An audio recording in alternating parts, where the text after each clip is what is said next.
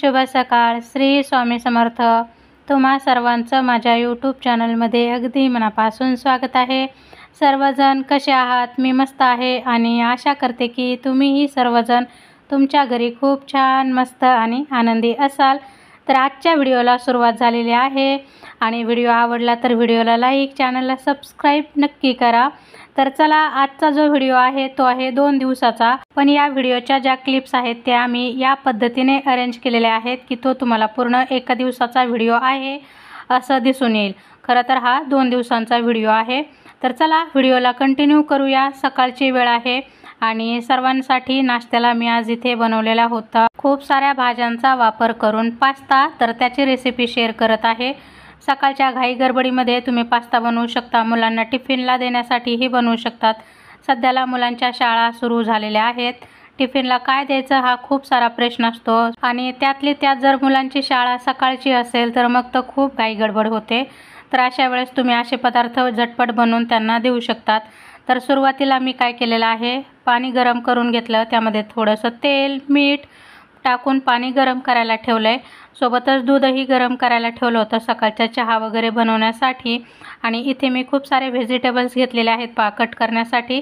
कांदा, टोमॅटो, गाजर, शिमला मिर्च वगैरे तुम्हाला अजून ज्या भाज्या आवडत असतील त्या तुम्ही इथे वापरू शकतात.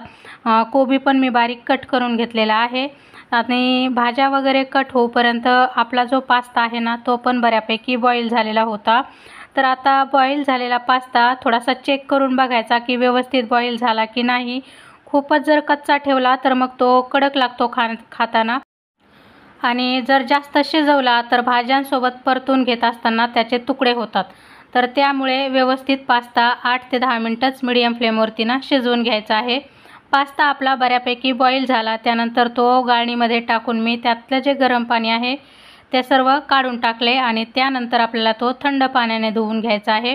त्यामुळे काय होतं की त्याची जी कुकिंग प्रोसेस असते ती थांबते आणि पास्ता जास्त शिजला जात नाही किंवा मग एकदमच तो असा कच्चा पण राहत नाही. आता तुम्हाला हवं असेल तर पास्ता जोपर्यंत तुम्ही चाळणीमध्ये पाणी निथळण्यासाठी ठेवलेला आहे तोपर्यंत त्यामध्ये थोडंसं पळीभर तेल घालून तो व्यवस्थित तेलामध्ये मिक्स करून घ्यायचा. त्यामुळे काय होतं की पास्ता चिकट होणार नाही. पण मी जो पास्ता शिजवून घेतला आहे तो एकदम मस्त असा शिजवून घेतलेला आहे, परफेक्ट असा. तर त्यामुळे तो काय एकमेकांना चिकटणार नाही याची मला गॅरंटी होती. त्यामुळे मी त्याला काय तेल वगैरे नाही लावलं. तर चला, आता कढाईमध्ये मी टाकलेलं आहे थोडंसं तेल. त्यामध्ये फक्त जिऱ्याची फोडणी केली आणि सुरुवातीला कांदा टाकून 1 मिनिटभर मी कांदा परतून घेतलेला आहे. एवढ्या भाज्या मी कट करून ठेवलेल्या आहेत त्या सर्व त्यामध्ये ॲड केल्या. भाज्या या तेलामध्ये कमीत कमी 4 मिनटं तरी आपल्याला फ्राय करून घ्यायच्या आहेत. थोडीशी लाल मिर्च पावडर, हळद पावडर टाकायची आहे आणि चवीनुसार टाकायचं आहे मीठ. भाज्या चांगल्या परतून घ्यायच्या आहेत झाकण ठेवून. झाकण काढल्यानंतर त्यामध्ये मी थोडंसं त्याची जी टेस्ट आहे वेगळी यावी यासाठी मी 2 चमचे शेजवान चटणी ॲड केलेली आहे. कारण पास्ता मसाला जो आहे तो तुम्ही पाहिला असेल माझ्याकडे खूप थोडासा होता. अदरवाईज तुम्ही शेजवान चटणी पूर्णपणे स्किप करून पास्ता मसालाच पूर्णपणे ॲड करू शकतात. त्यानंतर थोडंसं मी परतून घेतलं आणि आता भाज्या चांगल्या परतल्यानंतर जो पास्ता आपण बॉईल करून ठेवलेला आहे, बरेच जण याला मॅक्रोनी पास्ता असेही म्हणतात. तर काही बोललं तरी काही हरकत नाही, मॅक्रोनी पास्ता बोलू शकतात किंवा नुसता पास्ताही बोललं तरी चालेल. तर ते ॲड करायची आणि चांगलं भाज्यामध्ये ना परतून घ्यायचं आहे 2 मिनटं.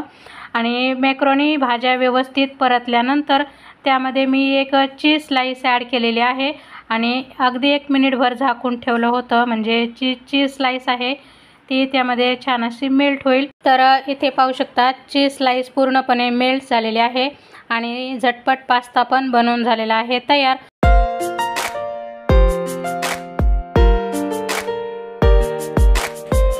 तर आजपासून माऊ जाणार आहे ट्युशनला.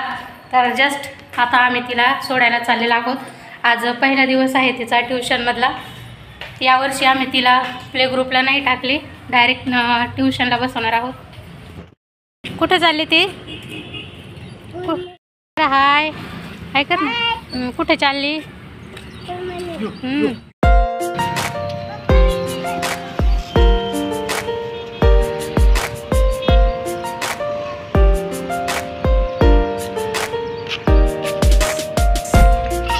माऊ पिऊचा आज ट्युशनमध्ये पहिला दिवस होता. म्हटलं ती बसेल का नाही बसेल, मी पण गेले होते सोबत, पण काही नाही, ती छान अशी बसली.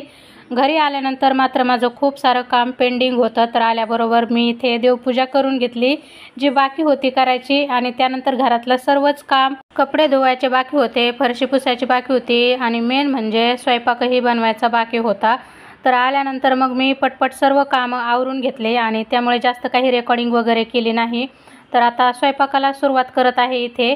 तर स्वयंपाकामध्ये आज मी जे सफेद चणे असतात, छोले चणे, त्याची भाजी बनवली होती. तर थोडीशी वेगळ्या पद्धतीने म्हणजे काळ्या मसाल्याची छोलेची भाजी आज बनवणार आहे. तर त्यासाठी मी इथं कांदा आणि टॉमॅटो जो आहे तो भाजण्यासाठी ठेवला आहे, आणि सोबतच आता मला छोले बॉईल करण्यासाठी ठेवायचे होते. तर म्हटलं चला, मकाची कणसं आणलेली आहेत मार्केटमधून, मुलांना खूप आवडतात खायला. मुलांनाच काय, तर आता पावसाळ्याचा सीझन आहे, तर सर्वांनाच लहानपासून मोठ्यापर्यंत सर्वांनाच फार आवडतात. तर 4 होती, तर त्यातली मी 2 जी आहेत ना मधून तुकडे करून ना बॉईल करायला ठेवणार आहे. आणि दुसऱ्या बाजूला इकडे आपला कांदा टोमॅटो पण बऱ्यापैकी भाजत आलेला आहे. तर तो पण मी म्हणजे वेगवेगळ्या साईडला असं फिरवून भाजून घेत आहे. आणि कुकरमध्ये मी आता थोडंसं खाली पाणी टाकलं आहे. सोबतच कुकरचा डबा जो घेतलेला आहे ना, 2 डबे आहेत, त्यातल्या एका डब्यामध्ये मी मकाची कणसं आणि एका डब्यामध्ये मी जे छोले भिजवून ठेवलेले आहेत ना ते टाकून बॉईल करणार आहे. अशा पद्धतीने बॉईल केलं ना तर याच्यामध्ये ना आपल्या 2 कामं होऊन जातील. तर खालच्या डब्यामध्ये मी ठेवलेले आहेत छोले, त्यामध्ये दालचिनीचा 1 तुकडा टाकला आहे आणि पाणी टाकलं आहे आणि चवीनुसार मीठ. वरच्या डब्यामध्ये मी मकाची कणसं ठेवलीत, पाणी टाकून थोडंसं चवीनुसार मीठ टाकलं आहे. आता मी हे छोलेसोबत बॉईल करत आहे, त्यामुळे हळद वगैरे नाही टाकली. जेव्हा फक्त सेपरेट मकाची कणसं बॉईल करते ना त्यामध्ये थोडीशी हळद पावडर ॲड करायची, त्यामुळे त्याचा जो रंग आहे ना तो छान दिसतो. आता कुणी उकडून खातं, कुणी असं भाजून पण खातं, तर दोन्हीही पद्धतीने आमच्या घरामध्ये सर्वांनाच आवडतात. तर बस आता मीठ टाकून मी हे 2-3 शिट्ट्या होण्यासाठी ठेवून दिले. सोबतच इथे मी पीठ पण मळून घेतलेलं आहे. तर आता दुसऱ्या बाजूला इथे आपला कांदा टोमॅटो चांगला भाजलेला होता, तर तो घेतलेला आहे मिक्सरच्या भांड्यामध्ये. त्यामध्ये अद्रक आणि लसणाचे तुकडे ॲड केले. बस आता हे आपल्याला मिक्सरच्या भांड्यामध्ये टाकून ना फिरवून घ्यायचा आहे. तर हा झाला आपला छोलेच्या भाजीचा काळा मसाला तयार. तर त्यानंतर इथे आपला कुकर पण झालेला आहे, तर तो मी उघडला आहे आणि मकाची कणसं बऱ्यापैकी झालेली आहेत, पाहू शकता तुम्ही इथं उकडलेली आहेत. तर ती मी आता काढून घेतलीत, आणि सोबतच जे छोले आहेत ते जवळपास 50% शिजलेले होते, कारण 3 शिट्ट्यामध्ये छोले हवे तेवढे नाही शिजत, त्याच्यासाठी 7 ते 8 तरी शिट्ट्या घ्यावे लागतात. तर मग भाजीसोबत म्हटलं ते शिजून जातील. पण एवढंच की मकाची कणसं आणि छोले बऱ्यापैकी आपले शिजून झाले एकखटीच. तर आता छोलेची भाजी बनवण्यासाठी मी कढईमध्ये थोडंसं तेल गरम केलं, त्यामध्ये जिरे मोहरीची फोडणी केली, आणि जो मसाला मी मिक्सरच्या भांड्यामध्ये टाकून बारीक केला होता तो पण ॲड केलेला आहे. आता हे चांगलं आपल्याला 2 मिनटं झाकून तेल सुटेपर्यंत शिजवून घ्यायचं आहे. मसाल्याला तेल सुटल्यानंतर ठरलेले सर्व बेसिक मसाले, लाल मिर्च पावडर, हळद पावडर, घरगुती मसाला, घाटी मसाला, गरम मसाला पावडर, जे काही मसाले आहेत तुमच्याकडे ते सर्व ॲड करायचे आहेत. आणि मी छोले मसाला पण ॲडव्हान्समध्ये इथे ॲड केलेला आहे. गरम मसाला जो आहे तो माझा घरगुतीच बनवलेला आहे, मध्यंतरी मी तुमच्यासोबत शेअर केला होता. तर अगदी पाव चमचाभर टाकला तरी त्याचा फ्लेवर खूप येतो भाजीला, तर तो पण मी इथे थोडासा ॲड केला आहे. तर चला आता सर्व मसाले ॲड केलेत, आणि ते जळू नये म्हणून थोडंसं गरजेनुसार सेम त्याच मिक्सरच्या भांड्यामध्ये मी थोडंसं पाणी घेऊन मिक्स करून ते ॲड केलेलं आहे. आता हा कांदा टोमॅटोचा मसाला, आपण ॲड केलेले मसाले चांगले तेल सुटेपर्यंत पुन्हा 3-4 मिनिटांना शिजवून घ्यायचेत. तर कुठलीही ग्रेव्हीवाली भाजी जेव्हा आपण बनवतो त्याची जी ग्रेव्ही आहे ती जेवढी आपण जास्त शिजवू किंवा जास्त वास येईपर्यंत त्याला तेल सुटेपर्यंत शिजवून घेऊ, तेवढी आपली जी भाजी आहे ती छान बनते. तर आता मसाला इथं झाकण ठेवून मी चांगला शिजवून घेतला आहे. तुम्ही पाहू शकता त्याला बऱ्यापैकी तेल पण सुटलेलं होतं. त्यानंतर जे बॉईल छोले आहेत ते मी ॲड केले. 2-3 मिनटं मसाल्यामध्ये चांगले शिजवून घेतले.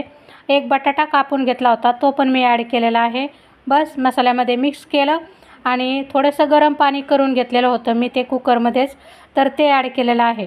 बस आता मिक्स करायचं, वरतून टाकायची खूप सारी कोथिंबीर, आणि पुन्हा 5-7 मिनटं मिडियम फ्लेमवरती आपल्याला भाजी शिजवून घ्यायची आहे. तर इथे पाहू शकतात काळ्या मसाल्याची छोलेची भाजी बनवून झालेली आहे तयार. रंगही छान आलेला आहे, घट्टपणाही आहे, आणि भाजी पण खायला खूप छान झाली होती. कधी ट्राय नसेल केली तर नक्की ट्राय करा.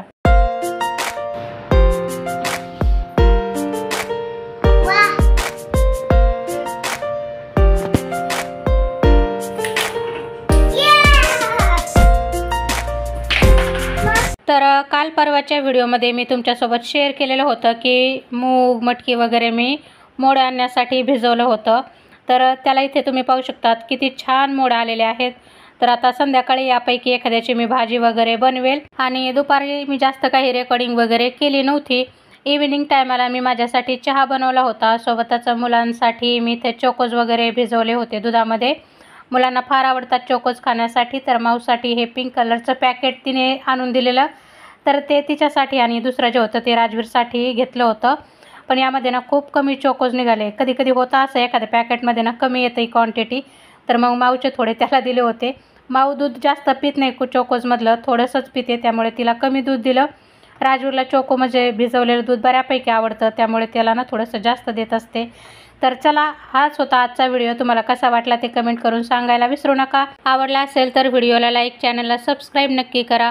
भेटूया पुन्हा एका नवीन व्हिडिओमध्ये. तोपर्यंत सर्वांना बाय बाय. श्री स्वामी समर्थ.